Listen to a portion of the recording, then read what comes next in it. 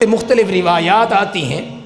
ایک روایت میں آتا ہے کہ حضور نے عشاء کی نماز پڑھی اور حضرت ام ہانی کے گھر آرام فرما تھے، اور دوسری روایت میں آتا ہے کہ تاجدار کائنات حتیم کعبہ میں موجود تھے، اور ایک تیسری روایت آتی ہے کہ حضور حجر اسود کے پاس تھے۔ اب حضور کی بارگاہ میں جبریل امین حاضر ہوتے ہیں، براق کی سواری لے کر آتے ہیں، اور تاجدار کائنات کو اللہ رب العزت کا پیغام دیتے ہیں کہ یا رسول اللہ، اللہ نے آپ کو عرش پہ بلایا ہے سیر کے لیے۔ چنانچہ تاجدار کائنات براق پر سوار ہوتے ہیں، اور حضور نبی اکرم صلی اللہ علیہ وسلم کا سفر معراج مکہ سے مسجد حرام سے مسجد اقصی کی طرف شروع ہوتا ہے، اور وہاں پر تاجدار کائنات انبیاء کرام کو امامت کرواتے ہیں۔ اب یہاں ایک بات جو قابل غور ہے، رب تعالیٰ نے کل انبیاء کرام کو مسجد اقصی میں اکٹھا کیوں کیا؟ چونکہ کل انبیاء کرام حضرت آدم علیہ السلام سے لے کر حضرت عیسیٰ تک تاجدار کائنات کی آمد کا انتظار کرتے رہے۔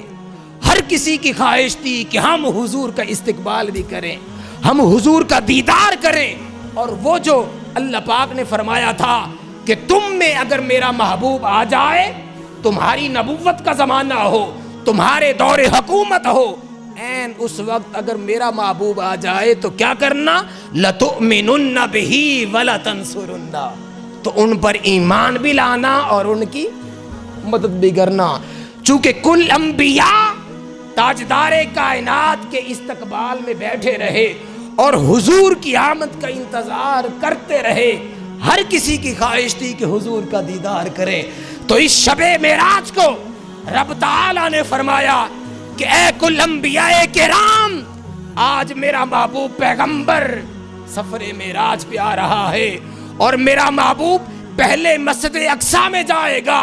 کل انبیاء کرام کو حکم دیا کہ اے انبیاء کرام، تم میرے محبوب کے استقبال کے لیے مسجد اقصی میں جمع ہو جاؤ۔